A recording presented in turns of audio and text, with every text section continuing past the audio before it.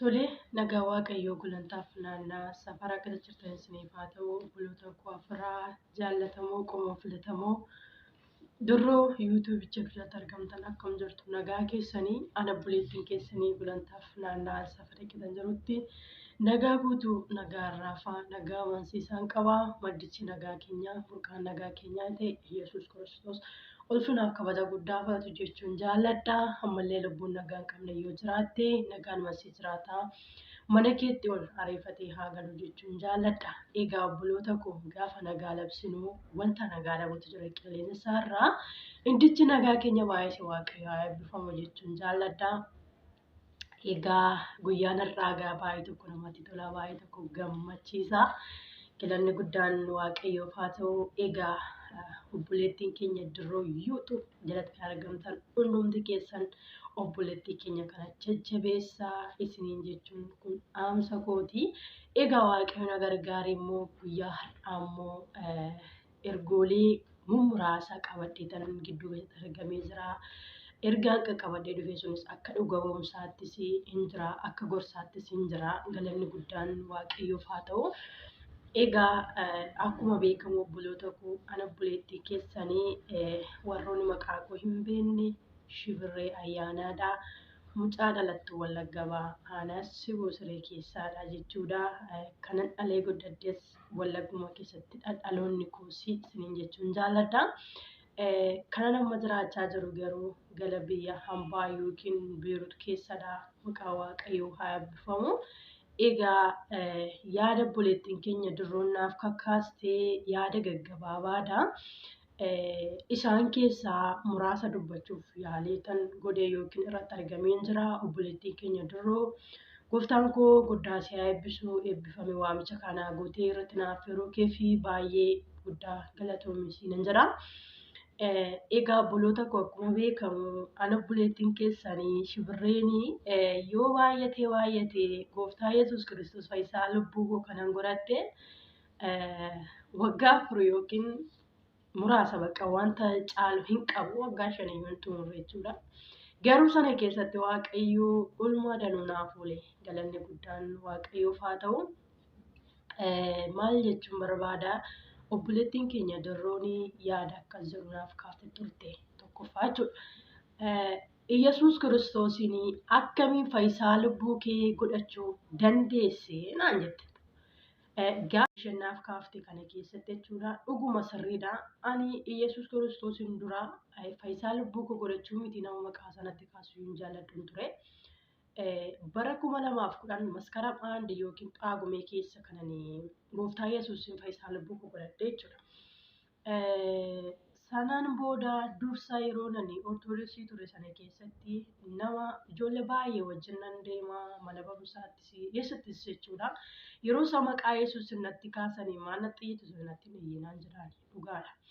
Kaza waaqayyo garuu guyyaa isaa eeggate mana isaatti nama waammataa galanni guddaan waaqayyoof haa ta'u. Yeroo isaan waa'ee Pheenxee akkasidha maalidha hin jaalladhu ture. Maatii keenya keessaas namni jaallatu hin jiru ture. Waaqayyo guyyaa isaa eeggate guyyaa tokko immoo utumanii hin jaallatiin na fo'atee mana isaatti na waammate galanni guddaa waaqayyoof haa ta'u. Guyyaa tokko utuma deemaa jiru beektu obboloonni keenya guyyaan qidaamee maal akka ta'e gabaa maal akka ta'e waan beektu mucaan hiriyaa koo tokko jira ture ollaa madachuudha. Yeroo hiriyaa saniin jedhutti immoo hiriyaa jaalallee miti hiriyaa obbolummaadha malee. Allaa siniif galadee tana yaada akkasan jedhee nan ture. Borii Pheenxee deemuu tan barbaada akkamittiin annaqaan jedhee. Naani mucaan akkas naan jedhe yoo gadi mana keenya dhufe maatiin keenya nama Pheenxee dhaquun jaallata waan ta'eef itti eekkamuus attis hin gaddu. Kaza ol gootu siifan dawwala borgana manaan jedhee ture. Eshi jedhee gaafa sana mari'addee nan bule qidaamee sana sanbata bariitu. Bulee isaa maskara maandee ayyaana waggaa guddaa waan ta'eef baay'ee baqqaan kabajama beektu gonnuutti keessatti kudhata ishee jechuudha. Kaza guyyaa gaafa sanbataa sana dawwalee na waamee nan deeme jechuudha. Gaafa deemu achitti mana amantaa sana oolee nan galee namni beeku jiru akka Pheenxee galee sana jechuudha. Isaa booddee mana amantaa deemee galee tan galagala gaafa galu obboleettiin abbaa koo tokko jirtu ortodoksii keessaa jechuudha. Isheenis hin beektu kan pheenxee amanee galee har'a. Ani har'a dhaqeen galee isheen garuu hin beektu. Namni beeku iyyuu hin jiru. Kazaa ijoollee guddanyoota waamtee dhuftee jira. Manatti na waamaniitu maaliif baqattee Ortodoksii maaliif dhufaan jirtu maaliif akka durii hordofaan jirtu naan jettee yaada naaf kaasti turte. Kazaa ani har'a dhaqee tanii galeennan ani lakki ani pheenxee dhaqeera har'a hin jiru. Lakki nan jedhanii lakkina qabatanii lakki dhaqeeranii ittiin jedhanii isaa booddee. Pheenxee dhattee maal siin jedhanii minaan jedhanii yaada naaf kaasanii yookiin akka hindaaqu qalamuuf jechuudha.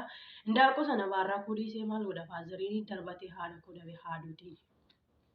Kazaa haaduun sun darbatamee harmee kootti sin buunee haaduun sun bira darbee iddoo biraa rukutee kazaa haati koo hin oolte dhiiga tokkollee hin buune haati koo jechuudha. Guyyaa gaafa sana akkatti oollee haaduun sun darbatamuus hindoome kisaaraa galee galanni waaqayyoof haa ta'u.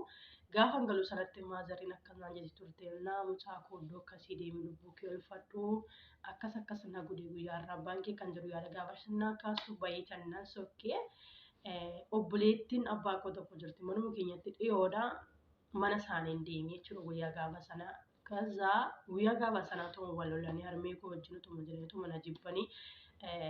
Garuu maatii keenya keessaa obboleessi koo fi obboleettii koo tokkodha kan yeroo garuu pheenxee jechuudha. Garuu isaanitti inni kamamne ture. Anattidha kanarra caalatti kamame. Bakka baay'ee ilaalcha danarratti fudhatan jechuudha. Beektu obboloota koo yeroo gara mana amantaa jijjiirratan wanta biraaf wanta dhaqan yookiin bakka maal jedhetan sanitti nama jecha baay'een naan hin jedhamin hin jiru yeroo sanatti. Haa ta'u garuu jechi naan jedhamu sana keessatti abdiin kutanne galanni guddaan waaqayyoof haa ta'u. Kanarraan utuu jiru waaqayyo na gargaaree utuma hin danda'u hunduma isaa waaqayyo na gargaaree gara biyya hambaa kanas imalee nan dhufee biyya hambaa kana keessatti illee wantoonni narra ga'an wanta danuudha. Isaaniin illee yeroo biraa akkan qabattee dhufuun abdii qabaa yaada kanadha kanan isiniin jechuu barbaadu. Ergaa gabaabaa maal isiniin jechuun barbaada buloonni reef gara gooftaa amantanii maatiin keessan immoo hin amanne jabaadhaa obsa isiniif haa kennu ilmi Yesuus. Jabaadhaa waaqayyo hubannaa isiniif haa kennu. Maaliif sababni isaa maatiin keessan hin amanne taanaan jecha isinirratti baay'ata waraansa isinirratti baay'ata darboo isinirratti baay'ata. Kanaafiyyuu jabaadhaa isin immoo kun dhaamsa kooti. Gaafa isin jabaattanii dubbattan inni olii isiniif dubbata. Kanaafiyyuu darbuun haa jiraatu jechaa jiraatu wanta barbaadan isiniin haa jedhanii jabaadhaa kana fakkaata dhuga ba'umsi koosii ergaan koosii. Darroo gooftaan si haa eebbisu eebbifamee siin jechuun barbaada. Obboloonni hordofaa jirtan illee eebbifamaa yaada qabdan illee jalaan nuuf barreessaa. Dogongorri yoo jiraate nu okkolchaa yaada qabadee dhufe kana fakkaata amma yaada biraan walitti deebinutti turtiif yeroo gaarii.